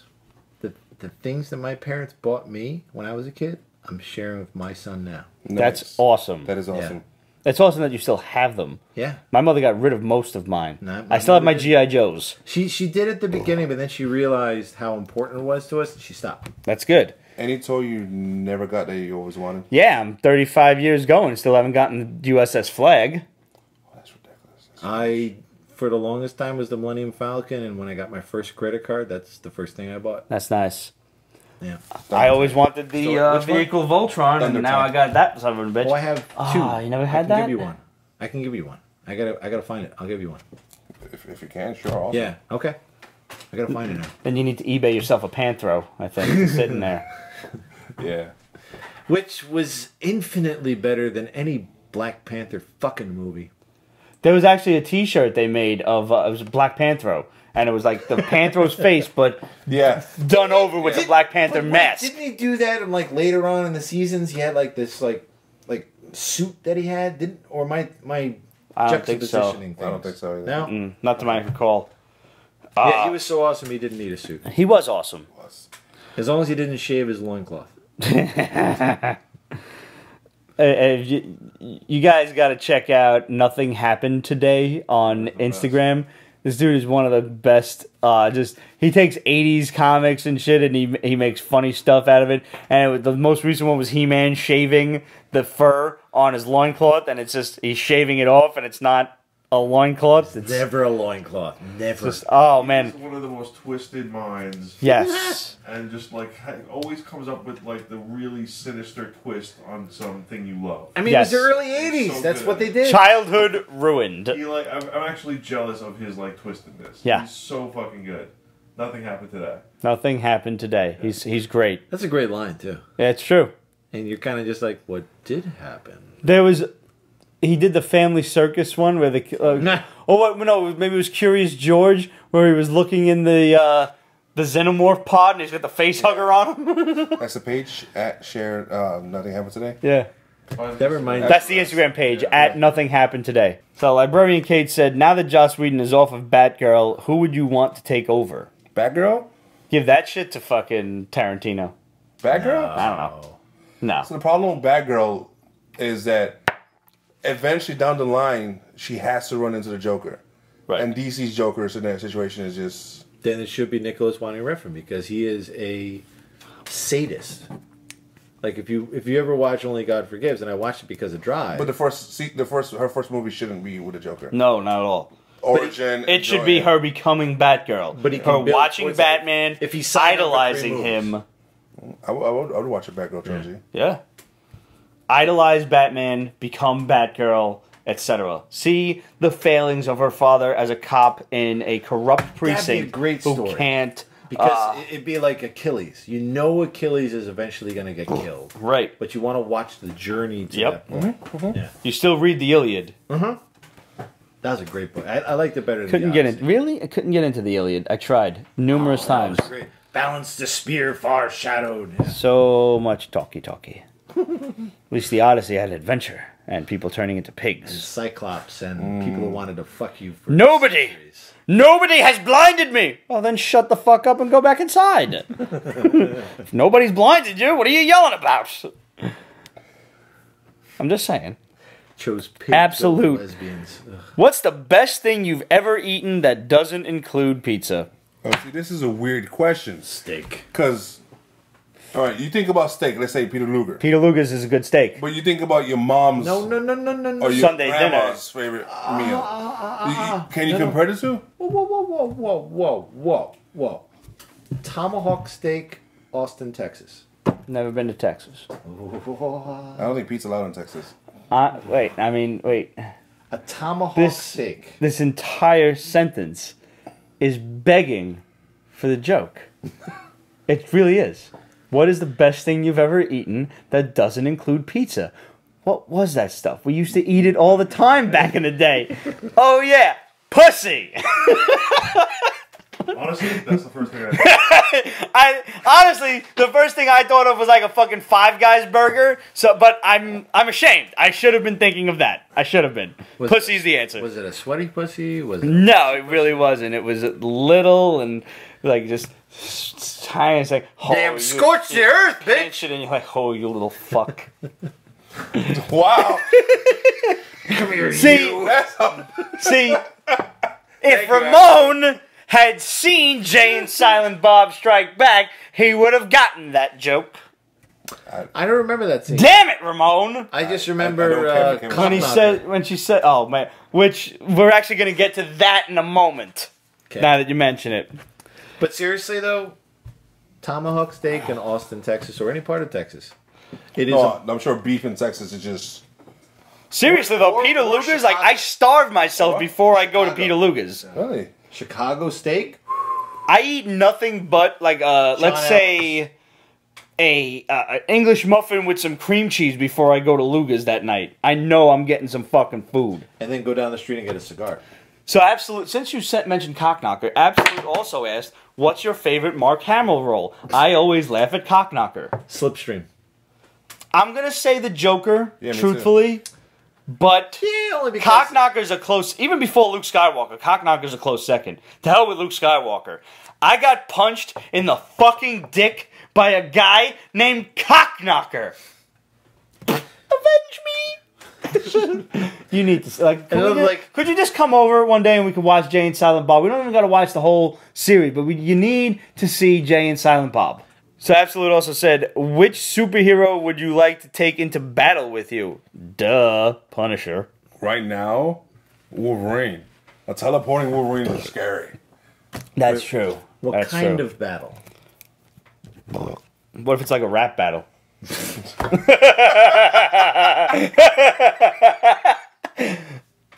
Wow. That's so Does RZA count as a superhero? I mean, like, he knows crazy martial arts. rabbit. No.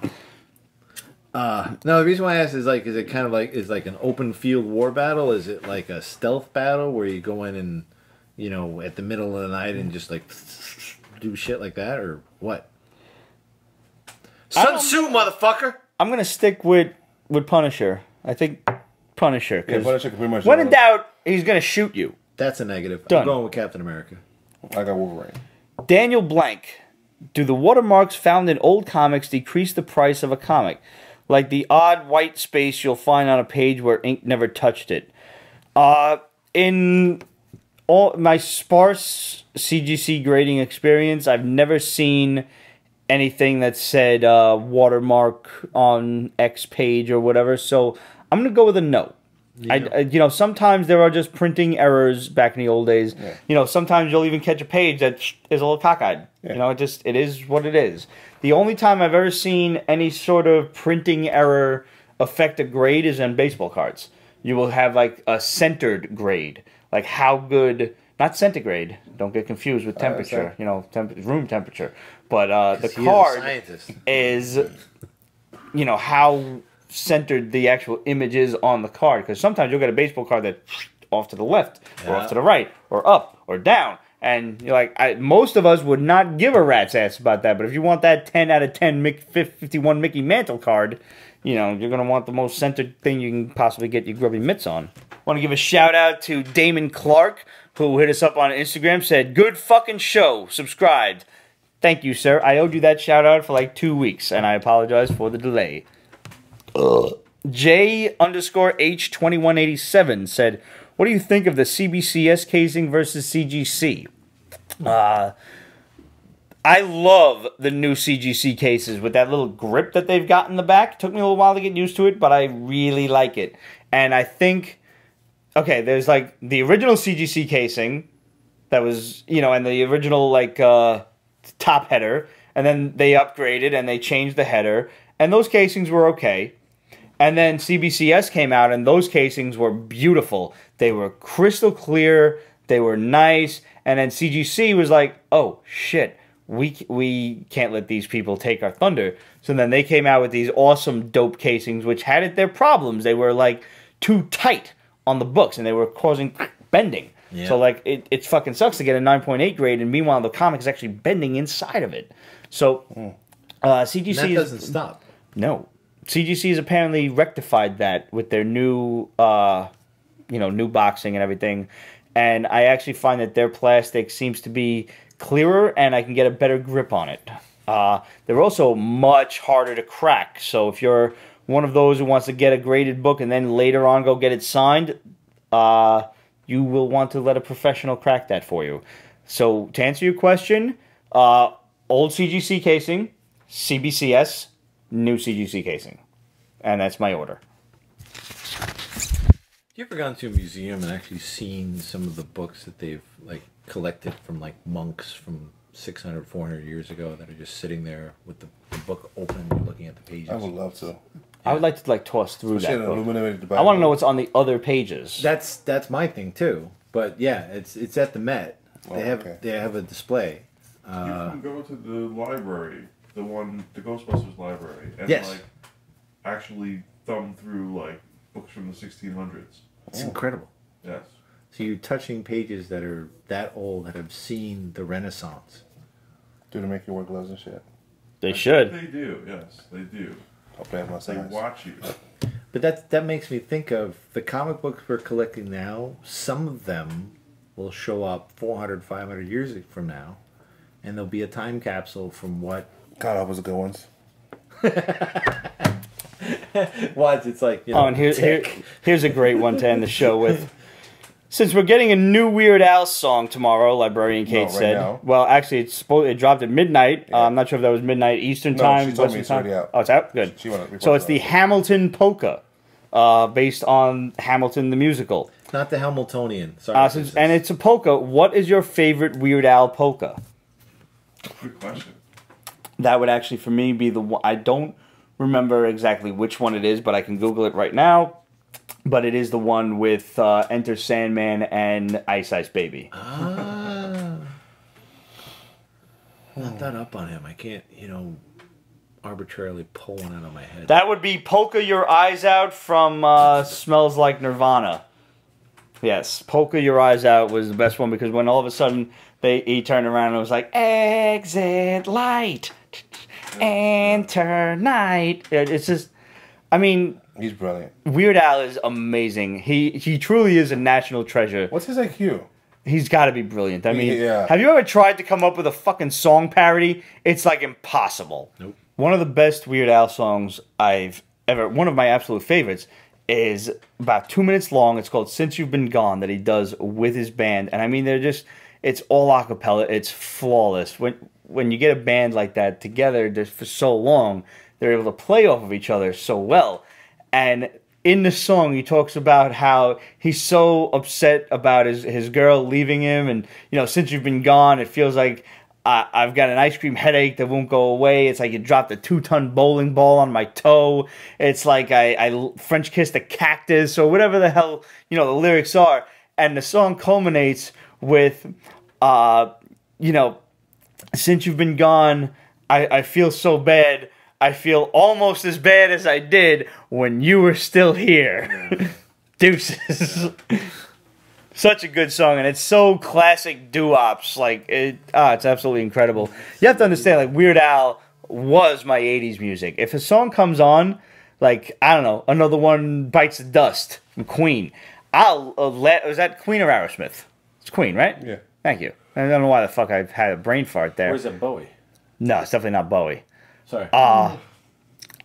I start laughing. People are like, what are you laughing at? I was like, I know the Weird Al version. And I'll start singing another, I love rock and roll. I love Rocky Road. So how much I'm gonna buy half a gallon, baby? I love Rocky Road. So have another triple scoop with me. 8675. 309. No, he never did that one. Surprisingly enough, he never did that one. Though he still should. It's still a relevant song, even to this day. All right, guys, closing out the show. Thanks for tuning in. As always, guys, we got some awesome Black Panther glasses, so here's what we're going to do. All you got to do is share the image, and you will get an entry into the contest. But until this video hits YouTube, if you're watching the Periscope, I'm going to reward you again.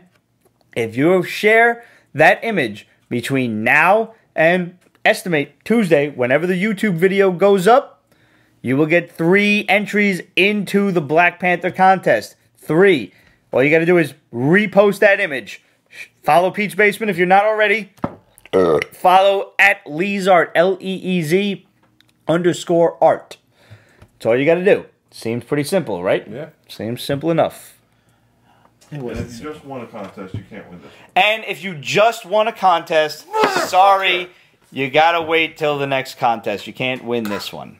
You've had a couple of double wins. Yeah, and as fair as it was, fair as the drawings are, don't look right. So that's that. Unfortunately, we've got to implement the new rule.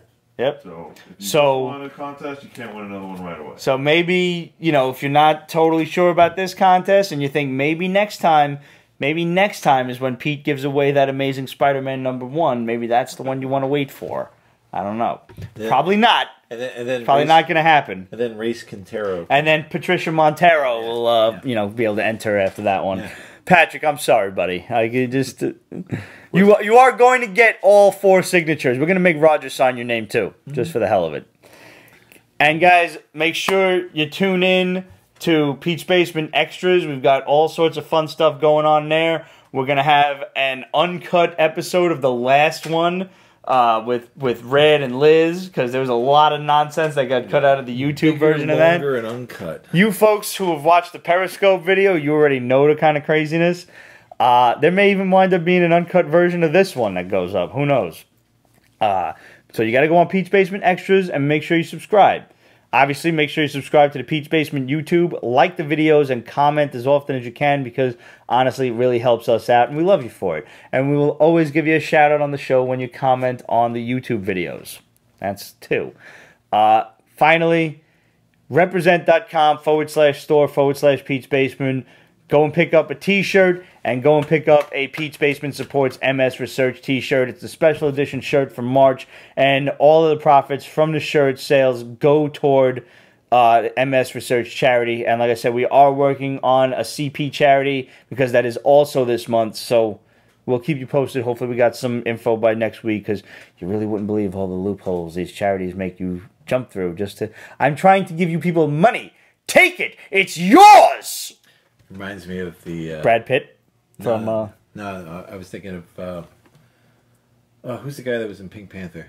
Oh, Inspector Clouseau. Yeah. Yeah, I don't know his name. The Peter modern Sellers? one? Was that Peter Sellers? Yes. Peter Sellers. Right. Yeah. He was opposite the Italian bombshell that I can't remember from the 60s. Sophia Loren? Yes.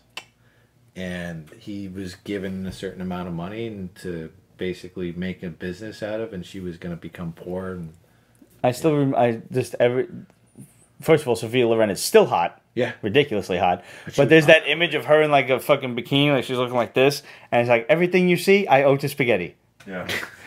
God bless you. And another fun fact, her village that was liberated from the Nazis was liberated by the regiment that Alec Guinness was part of. Really? That's a cool fun fact. Yeah. That's cool. She was a kid. But Huh. There's actually a picture of Alec Guinness with Sophia Loren on his shoulders. No shit. Yeah. That's wild. It's fucking crazy, man. And they actually met years later after Bridge on the River Kwai. That's some shit. Yeah. I wonder if she fucked him. What the hell of it? It is LA, so. I mean, A nice thank you. I mean that's a nice thing. Hey, thanks for saving me from the crazy ass Nazis. Yeah. But the reason for bringing up Peter Sellers' fatal run was he was sitting around with a thing of money, and he's like, "Get your money here, take your money." He was playing an Indian, even though he's not Indian. And take your money here, and like a cop came up, who was British. He's like, "What you doing here? Do you have a permit to give away this money?" "No, you're coming with me then." It's like, "What? I want to give away this money." It's like, "Sorry, sir, you can't give away money without a permit." You can't do anything. You can't. We looked into like random acts of kindness, which is like our April. It's called Random Acts is the charity, and I think that's for April. I'm not sure, but like you can't just do random acts of kindness. You can't. You'll get arrested. You try to clean it. Try to clean a park. Try to clean a park. You'll get arrested. Swear to God, it's ridiculous. Yeah. Welcome to America. Guys, give us a shout out. Questions at Pete'sBasement.com, Facebook.com/Pete'sBasement, Instagram, Twitter, etc. at Pete's Basement. Patreon.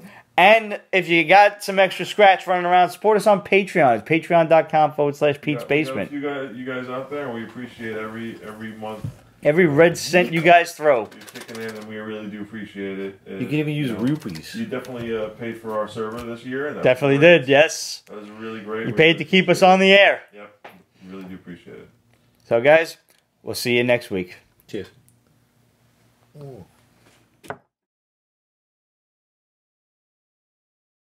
Pete's Basement is copyrighted 2018. Ripped Productions. All rights reserved. So go fuck yourself.